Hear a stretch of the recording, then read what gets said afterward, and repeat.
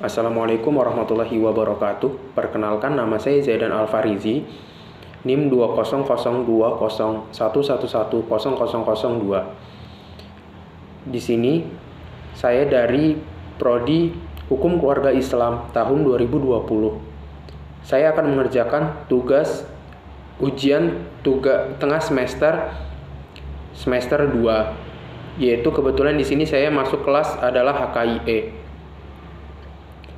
Saya akan menjelaskan hadis berdasarkan sumbernya.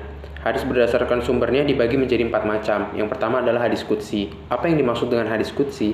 Hadis qudsi ialah hadis yang disandarkan kepada Allah Subhanahu wa taala. Hadis ini termasuk wahyu dari Allah Subhanahu wa taala tetapi tidak dibukukan. Yang kedua adalah hadis mauquf, marfu. Apa yang dimaksud dengan hadis marfu? Hadis marfu adalah hadis yang disandarkan kepada Nabi Muhammad SAW yang berupa ketetapan, perkataan, perbuatan, dan lain sebagainya. Yang ketiga adalah hadis mauquf. Apa yang dimaksud dengan hadis mauquf? Hadis mauquf adalah hadis yang disandarkan kepada para sahabat. Yang keempat atau yang terakhir adalah hadis maqtu. Apa yang dimaksud dengan hadis maqtu? Hadis maqtu adalah hadis yang disandarkan kepada para tabi'in. Yang kemudian adalah hadis berdasarkan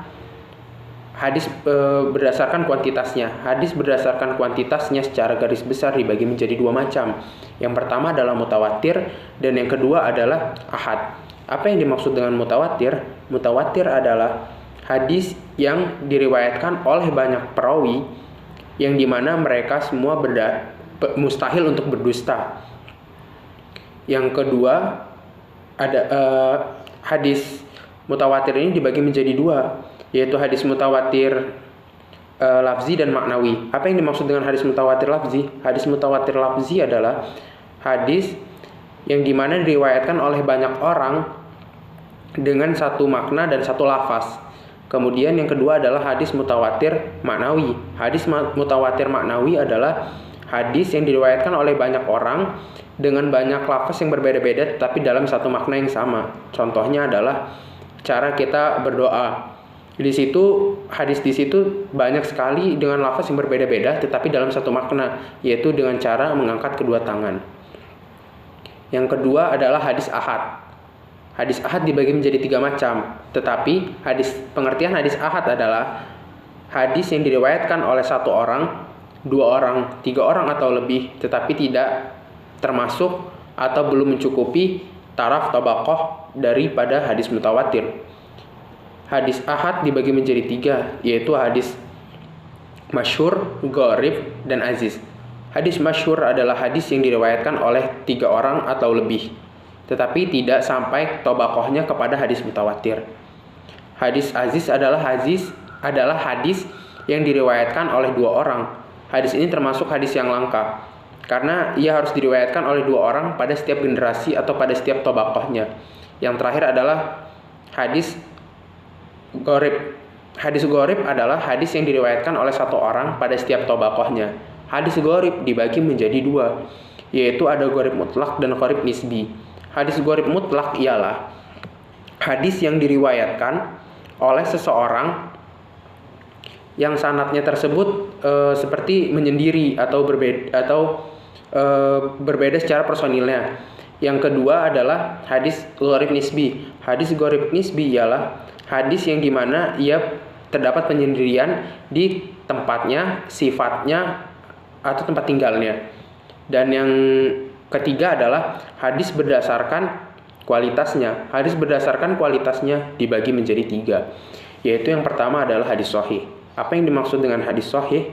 Hadis sahih adalah hadis yang diriwayatkan oleh banyak orang yang dimana rawi tersebut adalah rawi yang adil, tidak ada syadz, tidak ada ilat, dan kedobitan atau hafalannya adalah secara sempurna. Hadis sahih dibagi menjadi 2. Yang pertama adalah hadis sahih li zatihi dan hadis sahih li ghairihi. Hadis sahih li zatihi adalah hadis sahih yang dimana memang sahih dari segi sanadnya. Tetapi hadis sahih li ghairihi adalah hadis sahih yang dimana hadis tersebut adalah hadis hasan tetapi ada penguatan terhadap hadis tersebut hingga ia menjadi hadis sahih. Yang kedua adalah hadis hasan. Hadis hasan ialah hadis yang di mana ia diriwayatkan oleh banyak orang, perawinya adil, tidak ada syadz dan tidak ada ilat. Tetapi dalam hal ini seorang perawi tersebut kurang terhadap hafalannya atau kedobitannya. Hadis sahih dibagi juga menjadi dua macam, yaitu li dzatihi dan li ghairihi. Hadis sahih li dzatihi adalah hadis hasan. Hadis hasan itu dibagi menjadi dua, yaitu hadis hasan li dzatihi dan li ghairihi. Hadis hasan li dzatihi adalah hadis hasan yang dimana memang ia hasan dari segi sanadnya, tetapi ada hadis hasan secara li ghairihi adalah hadis tersebut sebenarnya adalah hadis dhaif, tetapi ada beberapa hal yang menguatkannya sehingga ia menjadi hadis hasan. Yang terakhir adalah hadis dhaif. Hadis dhaif adalah hadis yang dimana ia dalam segi arti adalah hadis yang lemah, atau ia menjadi hadis yang lemah karena ada beberapa permasalahan seperti kecacatan terhadap rawi, dan dikhawatirkan bahwa hadis tersebut tidak berasal dari Rasulullah SAW. Yang kemudian sebab kedoifan hadis tersebut. Sebab kedoifan hadis tersebut ada hadis mursal. Apa yang dimaksud dengan hadis mursal?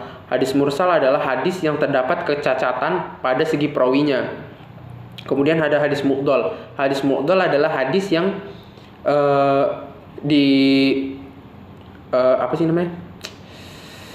didoifkan dikarenakan ada dua rawi yang tidak dicatat di dalamnya. Kemudian ada hadis munqati. Hadis munqati adalah hadis yang dimana periwayatan tersebut terputus. Nah, hadis mu'dhal ini termasuk hadis munqati, tetapi hadis munqati bukan berarti hadis mu'dhal. Yang kemudian adalah hadis mudallas. Apa yang dimaksud dengan hadis mudallas? Hadis mudallas adalah seseorang tersebut mendengar hadis dari si fulan, padahal pada hadis si fulan itu tidak ada hadis tersebut, sehingga ia menutup-nutupi sehingga terkesan bahwa ia mendengar dari hadis tersebut dari si fulan. Begitu. Kemudian ada hadis mu'allaq. Hadis mu'allaq adalah hadis yang dihapus perawinya dari awal hingga akhir, tetapi biasanya disisakan seperti para sahabat dan para tabi'in, sahabat dan tabi'in. Kemudian sebab cacat rawi. Sebab cacat rawi itu ada dibagi menjadi beberapa macam. Yang pertama hadis maudhu. Hadis maudhu adalah hadis tersebut berasal dari Nabi Muhammad SAW yang berupa perkataan, perbuatan, dan ketetapan, tetapi sengaja dibuat mengada-ngada atau terjadi kebohongan di situ. Kemudian ada hadis matruk. Hadis matruk adalah hadis yang dimana ia sengaja dibuat berlawanan dengan kaidah yang lainnya, sehingga ia menjadi terdapat kecacatan di dalamnya. Kemudian ada kecacatan kedobitan. Kecacatan kedobitan itu ada dibagi dalam beberapa macam. Yang pertama, cacat dalam munroj. Hadis munroj. Hadis munroj adalah hadis yang secara lisan itu bertambah, secara sanad ia bertambah di dalamnya suatu kata-kata tersebut, tetapi oleh rawi tersebut tidak dijelaskan perkataan tersebut sehingga ia terkesan ialah bagian dari hadis tersebut, padahal itu bukan.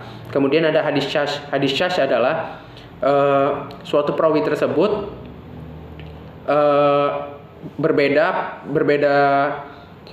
isinya berbeda dengan suatu hadis yang lain, tetapi hadis yang satunya tersebut lebih kuat kedudukannya dikarenakan banyaknya hafalannya, kedobitannya, dan lain sebagainya. Yang ketiga adalah hadis maklub. Hadis maklub adalah hadis yang tertukar dalam segi sanad dan riwayatnya, atau yang bisa disebut sebagai lupa penyusunan terhadap rawinya. Sebenarnya menurut para ulama, tertukarnya hadis tersebut dalam hal rawinya tersebut tidak mencacati, tetapi ia menjadikan kualitas hadis tersebut menjadi berkurang. Kemudian selanjutnya ada hadis mungkar. Hadis mungkar yaitu adalah hadis yang dhaif tetapi dan bertentangan dengan hadis yang lainnya atau hadis yang lebih kuat, sehingga ia menjadi dhaif. Kemudian ada hadis mutarrib. Hadis mutarrib adalah hadis yang dimana ada dua hadis yang sama-sama kuat tetapi berbeda dalam segi hal, dan dua hadis tersebut tidak dapat digabungkan. Mungkin sekian dari saya, kurang lebihnya mohon maaf. Wassalamualaikum warahmatullahi wabarakatuh.